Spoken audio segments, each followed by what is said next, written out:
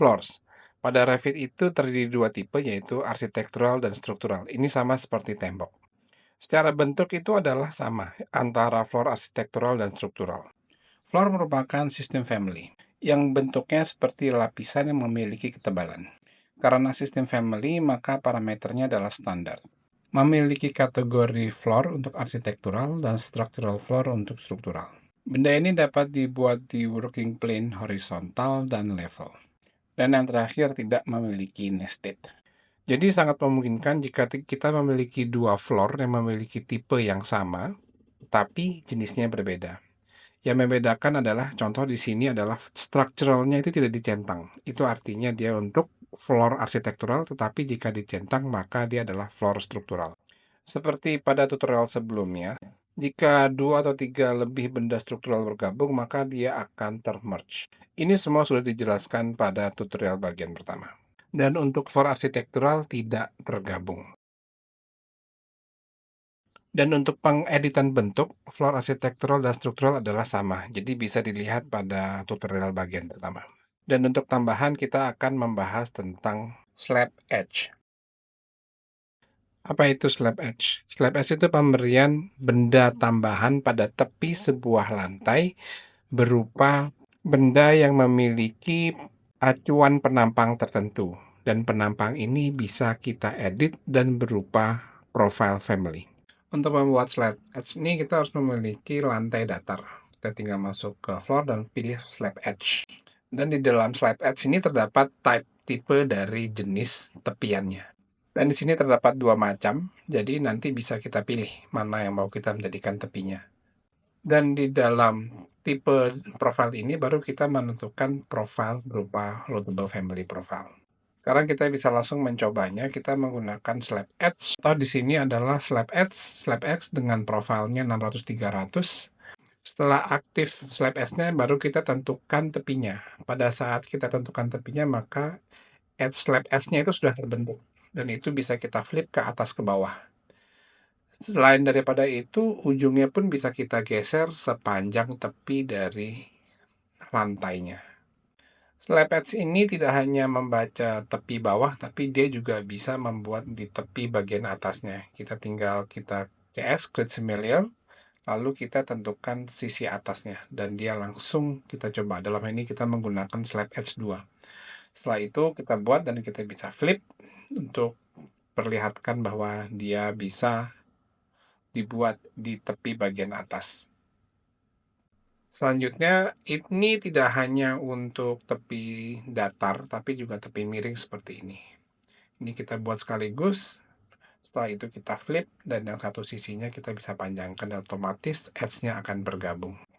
Dalam satu sisi ini bisa untuk ditumpuk dengan dua slab edge. Contoh ini sudah ada slab edge sebelumnya, ini kita flip, ini diperlihatkan bahwa dalam satu sisi ini bisa terdapat dua slab edge. Ini kita flip ke atas, ini kita geser supaya lebih terlihat bahwa dalam satu sisi terdapat dua slab edge. Untuk membuat profile itu berasal dari loadable family metric profile. Dan agar menjadi spesifik untuk slab edge, maka pada profile usage-nya diganti dengan slab edge. Contoh untuk membuat profile ini adalah kita tinggal file, new, ambil di family, lalu pilih metric profile dalam di situ. Setelah open, di family dan kategori, itu kita ganti menjadi usage profile-nya, kita cari slab edge. Itu memastikan bahwa dia akan menjadi slab edge, bukan profile-profile yang lain. Setelah itu kita membuat profilnya. Untuk memastikan ukuran, kita pastikan unitnya menjadi cm biar memudahkan. Lalu kita buat profilnya, dalam hal ini adalah kita membuat kotak 20 x 50 cm. Itu sebagai profil dasarnya. Setelah itu bisa kita lanjutkan dengan membuat type-nya. Ini tidak harus. Kita klik di sini dan kita new type. Ini adalah tipe 20 x 50 cm. Tapi nama family-nya masih yang standar. Setelah itu kita bisa load lagi ke dalam project. Ingat, ini kita baru bikin profilnya, bukan membuat slab edge-nya. Di situ ada family 2 yang tadi kita lakukan. kita buat, lalu family tree ini lebih mudahnya kita ganti namanya, kotak 20 kali 50 senti dengan type yang di dalamnya seperti itu. Lalu kita masuk ke flat edge dan kita duplicate, membuat edge-nya yang baru, yang 20-50, slab edge 20 kali 50 cm. Lalu profilnya kita ganti dengan kotak 20 kali 50 yang tadi sudah kita buat. Setelah itu oke, lalu kita bisa tentukan posisinya, lalu bisa kita flip, kembali sampai sesuai dengan kebutuhan yang kita inginkan. Slab edge ini bisa untuk balok tepi, balok parapet, atau yang lainnya sesuai dengan kebutuhan yang kita mau. Prinsip material pada lantai itu sebenarnya sama dengan wall. Jadi, jika kita masuk ke floor, maka pertama kali yang dipilih adalah type-nya, jenisnya. Ini bisa kita atur. Contoh kita ambil satu dan kita edit type, di sini ada structure dan kita edit, dan di sini ada lapisan-lapisannya. Ada yang finish structure sama seperti wall, tetapi ini posisinya adalah horizontal. Jika kita pilih materialnya pun juga sama. Artinya materialnya pun bisa dipakai di lantai ataupun di wall. Contoh kita membuat floor baru, jadi ini pertama kita pilih floor yang paling mendekati. Contoh kita ambil yang generic, lalu kita edit dan kita duplicate. Kita ganti namanya seperti yang kita inginkan. Dalam hal ini adalah lantai baru. Oke. Setelah itu kita edit. Ini masih kosongan, ini masih tebalnya 15 cm. Ini kita ganti menjadi konkrit sebagai lapisan semen. 1 cm saja, tipis. Setelah itu kita tambahkan finish, terus kita ganti dengan lantai berpola. Polanya kita pilih 40-40, tapi karena tidak ada, maka kita duplicate dari yang lama, kita ganti namanya yang menyesuaikan. Setelah itu kita masuk ke materialnya dan patternnya kita ganti. Karena ini juga belum ada patternnya, kita duplicate kembali yang paling mendekati. Misalkan ini 40 kali 40, kita ganti namanya menyesuaikan, terus jangan lupa kita ganti juga line spacingnya 40 dan kali 40 cm, sehingga patternnya sudah sesuai dengan yang kita inginkan. Kita oke, terus kita apply, kita oke kembali, maka materialnya pun sudah jadi. Dan jangan lupa kita masukkan ketebalan dari lantainya ini. Kali ini kita buat 0,5 cm yang paling mendekati realita. Jadi secara umum caranya ini sama persis dengan wall. Dan memang untuk mempermudah, semua material itu secara prinsip itu sama. Dan langkah selanjutnya adalah memeriksa tampilan yang sudah kita buat. Jika bentuk lantai arsitektural dan struktural itu sama, sebenarnya apa yang membedakan? Lantai arsitektural itu sifatnya hanya finishing, bukan struktural. Pada umumnya diletakkan di atas lantai struktural. Sekarang kita akan membuat lantai finishing di atas lantai struktural. Dan ini adalah lantai strukturalnya. Untuk membuat lantainya kita tinggal masuk ke floor arsitektural, dan kita pilih salah satu jenis lantainya. Setelah itu kita langsung kita buat kotaknya di atas lantai struktural dan kita oke. Setelah itu ada peringatan bahwa benda ini overlap. Salah satu prinsip di Revit adalah kita tidak boleh membuat benda yang overlap. Jika kedua benda itu benda struktural, maka dia akan otomatis termerge. Tapi dalam hal ini adalah bendanya arsitektural dan benda struktural. Agar tidak overlap, maka kita harus memindahkan benda ini ke atas. Oleh sebab itu, kita pertama kali harus melihat dulu ketebalannya. Dalam hal ini adalah 3 cm. Setelah itu, kita bisa memindahkan benda itu ke atas dengan memasukkan di constraint dan height offset from ke sebesar tebal dari lantai tersebut. Dalam hal ini adalah 3 cm. Maka lantai tersebut sudah berpindah ke atas sebesar 3 cm. Setelah itu dapat kita pastikan dari view lainnya. Prinsip yang sama jika kita bekerja dari lantai atau floor plan level 1, kita pertama kali pilih lantainya dan kita pastikan tebalnya. Ini adalah 3 cm, kita bisa periksa di strukturnya.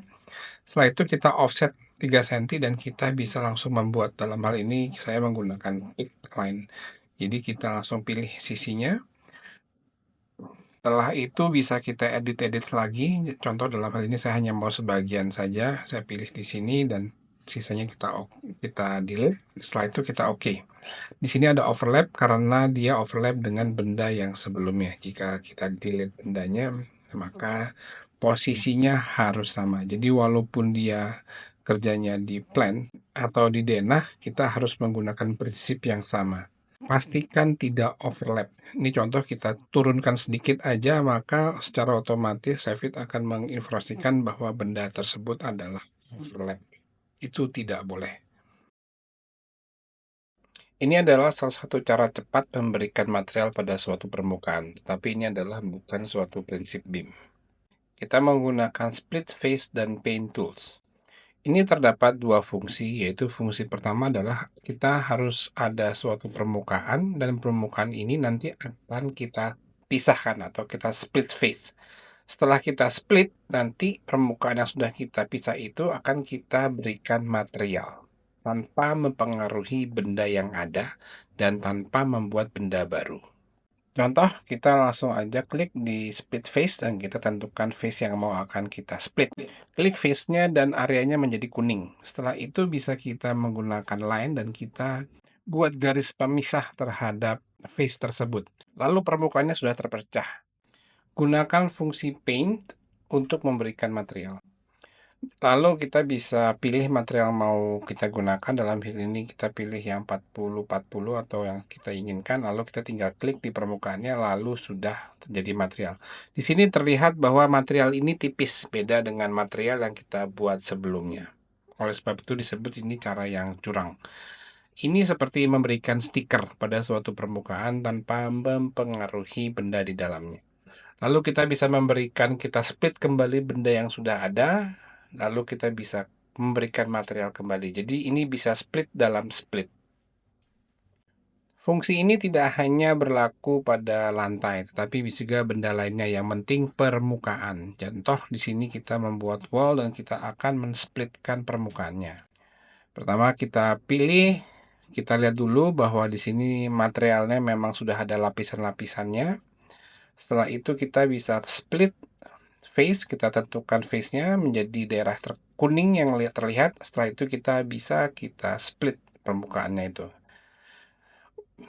Bahkan tidak hanya dalam satu garis, bisa dengan beberapa garis. Contoh ini kita membuat bentuk yang agak unik. Ini kita tentukan dulu permukaannya, kita tentukan tepinya. Setelah itu oke, dan kita masukkan ke fungsi paint untuk memberikan materialnya. Kita pilih material, contoh di sini yang 20-20 dan di atasnya 20-40. Sangat fleksibel. Sekali lagi, cara ini adalah cara curang karena kita tidak membuat benda baru untuk materialnya. Ini bukan prinsip BIM, terutama untuk BIM yang LOD 300 sampai 350. Ini bisa dikatakan hanya LOD 100, dan ini sah pada saat kita membuat skematik atau konsep, atau pada saat kita mengerjakan tugas-tugas di kampus. Dan untuk menghapusnya gampang, kita tinggal tap bendanya dan kita tinggal delete, maka dia akan kembali seperti semula. Penyederhanaan dalam lantai.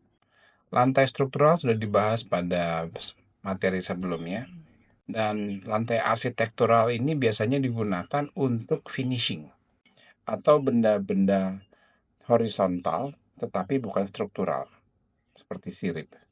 Tampilan pada lantai arsitektural ini adalah abu-abu, bukan blok hitam seperti pada struktural, dan ukurannya bisa berbagai macam sesuai dengan kebutuhan. Pada umumnya penggunaan lantai arsitektural ini biasanya digunakan untuk membuat rumput. Material tidak dilekatkan pada family lantai ini. Dan untuk mendefinisikan permukaannya, kita bisa menggunakan fungsi paint. Salah satu fungsi turunan dari lantai adalah floor slab edge. Pada umumnya digunakan untuk membuat balok tepi. Kenapa tidak menggunakan balok biasa? Karena kepraktisan. Secara tampilan, balok tepi ini berwarna hitam dan ukuran tebalnya paling tidak 30-40 cm. Oleh sebab itu, dalam family ini sudah disiapkan family standar, yaitu M2 blok tepi dengan ukuran 30 atau 60 cm. Sekali lagi, ini tidak mengikat, kita bisa mengeditkannya sesuai dengan kebutuhan. Sekali lagi bahwa material ini tidak dimasukkan atau di-apply pada family, tetapi penggunaannya seperti pada SketchUp itu menggunakan fungsi paint. Jadi secara umum dalam satu permukaan bisa memiliki berbagai macam gambar material. Material standar sudah disediakan dalam template, dan dalam penggunakannya pastikan sesederhana mungkin. Jangan terobsesi untuk mendetailkan permukaan. Jika permukaan berpola, gantilah dengan grid. Untuk warna bisa hanya menggunakan 3 warna, biru untuk air, hijau untuk rumput, coklat dan untuk tanah, dan sisanya hitam dan putih. Ingat tujuan pemberian material ini untuk membuat gambar kerja,